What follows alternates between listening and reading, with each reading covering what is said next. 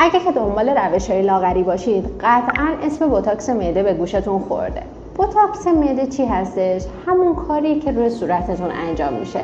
وقتی که ماده بوتولونیوم به عضلات صورتتون تزریق میشه، در واقع عضلات صورت شما فلج میشه و دیگه نمیتونید یخ کنید. این کار دقیقاً روی عضلات معدتون اتفاق میفته. یعنی چی؟ سم بوتولونیوم به عضلات معدتون تزریق میشه، معده نمیتونه به درستی کار کنه، پس به زودی تخلیه نمیشه، دچار رفلاکس میشه، دچار تهوع و استفراغ میشین و خیلی عوارض دیگه. حالا چرا بعضی از افراد با وجود عوارض شدیدی که داره این کار رو انجام میدن چون فکر میکنن یه روش دائمیه و خیلی خوب میتونن باهاش کم کنن، ولی اینطوری نیستش.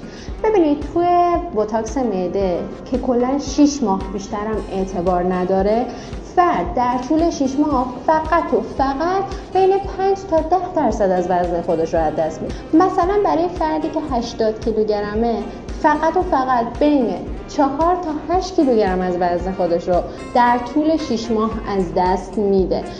هزینه بوتاکس معده از 30 میلیون تومان به بالا هستش. با توجه به عوارضی که بهتون گفتم، در واقع هزینه خیلی بالاییه برای حدوداً 5 تا 10% کاهش وزن توی 6 ماه.